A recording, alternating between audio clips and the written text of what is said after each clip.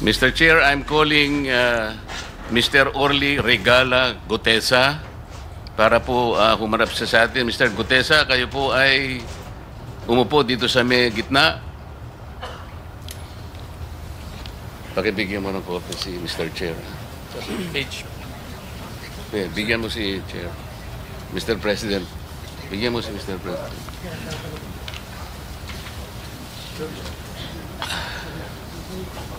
Manatili ka muna nakatayo kasi nunumpa ka.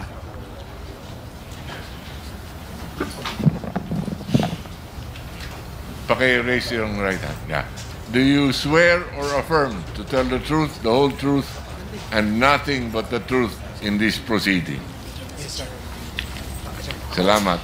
Take your seat, please. You may proceed. You may continue. Salamat po, Mr. Chair. Mr. Gutesa, kaninang ako'y nagpapaliwanag para ipakilala kita. Narinig mo yung aking sinabi. Yes, Your Pwede mo Honor. bang i-confirm na kung ano yung sinabi ko ay yung nangyari kahapon? I confirm, Your Honor. Salamat po. At ngayon po ay hawak ko nga ang inyong sinumpaang salaysay na nung draft ito ay binasa ko. Ganun din nga po at wala namang pagbabago. At gusto ko lamang pong sabihin ninyo na mayroong pirma sa ibabaw ng pangalang Orly Regala Gutesa. Kayo po ba ang nagpirma nito? I confirm, Your Honor.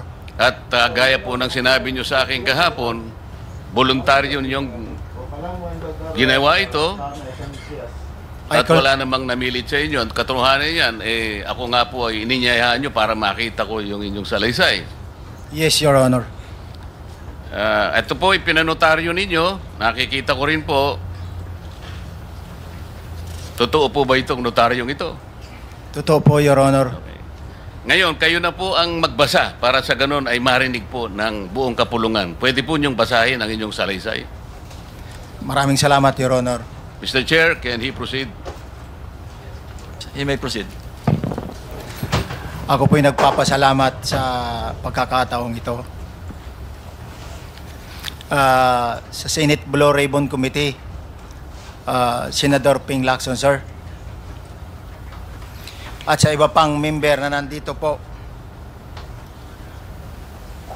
Ako po si Orly Gutesa, may asawa, nasa tamang edad, Pilipino, makatapos, makapanumpa na ngayon sa umiiral na batas ay nagsasaad at naglalahad ng gaya ng mga sumusunod. Ako po ay lumabas upang magsalita sa isyu na ito. Bilang isang dating sundalo, inaalay ko ang aking buhay para sa ating bansa. Sa pagkakataong ito, nagdesisyon akong magsalita at maglabas dahil ayokong maging masama ang kinabukasan ng aking mga anak, apo ko sa darating na panahon. Ayoko pong naririnig ko at napapanood ko sa pagdinig ng Blue Ribbon Committee. At ngayon ko po napagdugtong-dugtong yung naging partisipasyon ko po sa anomalya at korupsyon na ginawa at lumalabas sa hearing na ito. Yung palang pera na binubuhat namin at dinideliver mula sa masamang gawain na nagdulot ng baha na ikinamatay ng tao at imbis na gamitin ang pera sa edukasyon, medikal at programa na mapunta lamang pala sa bulsa ng mga politiko. Mabigat po sa akin magsalita dahil may pamilya ako. 4 ang anak ko, nag-aaral pa. May asawa ako at nangangalaga sa aking mga anak at marami akong kasama sa operasyon na may kinalaman na ibabahagi ko sa inyo. Nagtatrabaho lang po kami ng mga kasama kong sundalo sa Philippine Marines. Huwag sana isipin na aking mga kasama na nagtatraidor ako. Ako sa aming trabaho at pinagsamahan dahil pare-parehas kaming may pamilya at gusto lang naman naming ayusin ang kinabukasan ng bawat isa.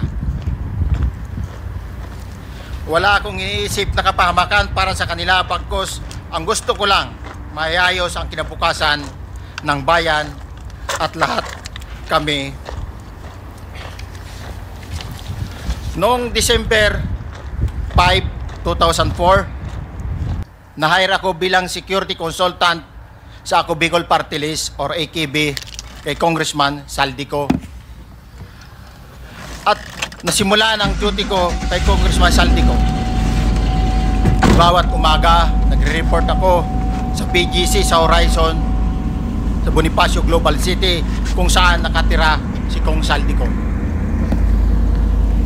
Tuwing may duty at detailed ako sa basura, it means itong basura, ito yung box ng pera na pinag-uusapan natin sa kasalukuyan. Mr. Gutesa, mag-stick ka lang sa binabasa mo. Huwag ka nang nag-a-adlib. Ay, Kung ano yung nandito, basahin mo lang. Yes, Your Honor. Tuwing may duty detail ako sa basura, pumupunta kami sa 28 Ladybug Corner, Dragonfly, Valle Verde 6, Pasig City. Tagabuhat lang ako ng malita ng basura.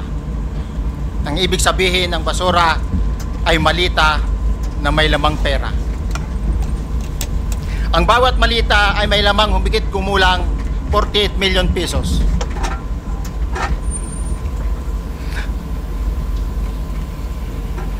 Ang bawat malita ay may post-it na nakadikit na nakasaad kung magkano ang laman ng bawat malita.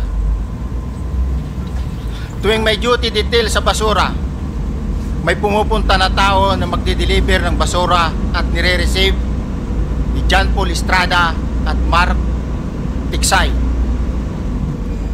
Ang mga executive assistant ni Congressman Saldico at sila ang mga detail sa mga ganyang activities. Ang mga nangyayari kapag duty kami sa basura, kalimitang dinadala sa bahay ni Congressman Saldico sa Valle Verde 6 at tinatanggap naman ni Mark at ni Paul. Pagkatapos naming may baba ang nasabing basura, ipinapasok sa bahay ni Congressman Saldico sa Valle Verde 6 at binibilang ni Mark at ni Paul. Alam ko na ang laman ng malita ay pera sapagkat nakita ko si Paul na binuksan ang malita at inilabas ang laman para bilangin. Ang isang ehemplo na nagdala ng pera ay si Congressman Eric Yap ng AXIS Party List. 46 na malita ang dala niya sa bahay ni Congressman Saldico sa Valle Verde 6. Pagkatapos mabilang, isinakay namin sa mga sakyan patungo sa Horizon Residence sa Taguig. At dumiretso kami sa basement upang may baba ang nasabing basura. Bago ibaba ang nasabing basura, ito, Merong napuputol sa binabasa mo eh. Huwag kang magmadali. Huwag kang magmadali. putol na, Ulitin mo yung paragraph 20. hindi ko makita na putol na siya. Pagkatapos, mabilang ang sinasakay namin sa mga sakyang patungo sa Horizon Residence, Taguig. Pagdating sa Horizon Residence, dumidiretso kami sa basement upang maibaba ang nasabing basura at dalhin sa unit ni Congressman Saldico sa 56th floor sa nasabing lugar kung saan siya nakatira. Bago ibaba ang nasabing basura, ito ay bawas na. Halimbawa, nag-akyat kami ng 46 na malita. Ibababa lamang namin ay 35 malita para i-deliver sa bahay ni House Speaker Martin Romualdez sa 42 McKinley Street, Taguig. Ang labing isang malita ay naiwan sa taas ng 56th floor sa Horizon Residence. Humigit kumulang 3 beses ako mismo ang nag-deliver ng basura sa bahay ni Congressman Saldico sa Horizon Resident at sa mga bahay ni Speaker Romualdez sa 42 Mackenzie Street, Taguig. Mas maraming pagkakataon na nagde-deliver kami ng basura sa bahay ni Speaker Romualdez at sa bahay ni Congressman Saldico dahil iba-iba kaming mga nakadetailed na close-in, backup at advance party na nagkakaroon ng rotation. Sa huli, ako po ay nagnanais na mapasailalim sa Witness Protection Program dahil alam ko po nanganganib ang buhay ko at ang aking pamilya sa ginawa kong paglalahad na ito.